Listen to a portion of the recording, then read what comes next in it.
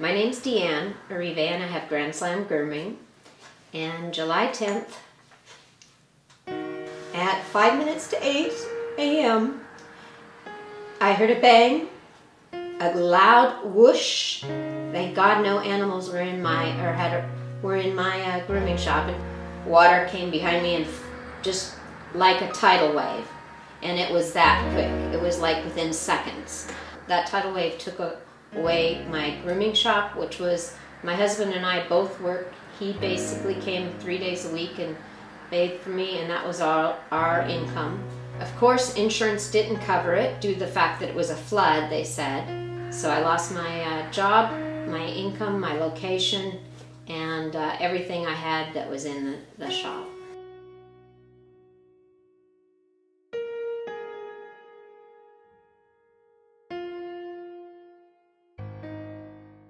Hi, this is Jillian Weida reporting live from the future scene of the future Bioswale that will be created over the next couple of weeks.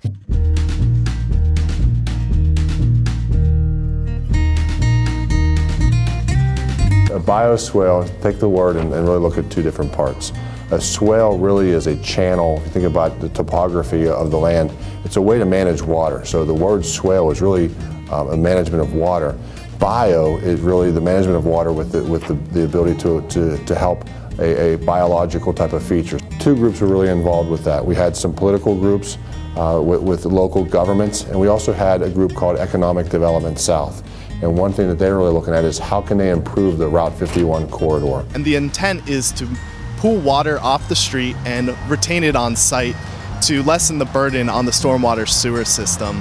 The biofiltration system at the end called Focal Point's pretty neat because any water volume that we cannot hold and retain on site will actually be filtered prior to being released into the storm sewer system. It's a landscape feature meant to manage water in a better way. We were really fortunate to have Baldwin High School and the Whitehall Borough folks agree on selecting this site here where we could actually take the water off of the streets and divert it into a bioswale.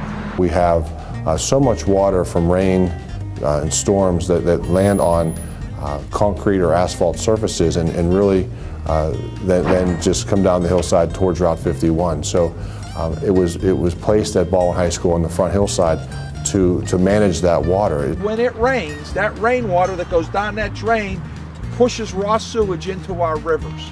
So by taking the 200,000 gallons of water, stormwater per year, you are help saving our rivers and keeping our rivers clean.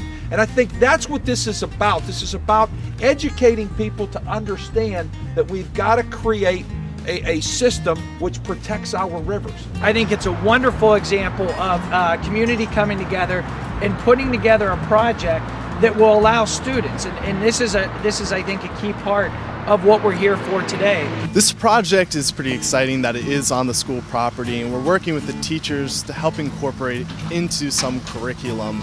I really like projects like this for my students because it's not a very frequent opportunity that they get in order to get real life data. And so now they have some experience with what their life might actually look like in a career in one of the science areas. In time, we're going to incorporate educational signage and hopefully incorporate it into the curriculum so that we can help teach students about things like soil and water quality, biodiversity and habitat, as well as hydrological issues and how green infrastructure can really be a useful development into the future for creating healthier landscapes and places that are much more aesthetically pleasing. All of the water that we have that we're going to have to face here in the next 5, 10, 15 years, and thoughtful, smart solutions like this bioswale are really the area that we have to focus on.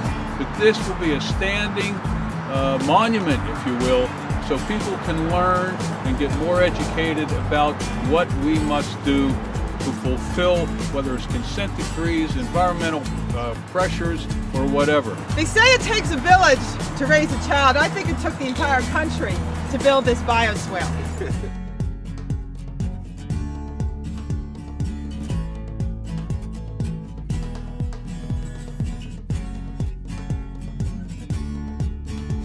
Hands-on experience in real-life data is the best way to get people interested in STEM technology.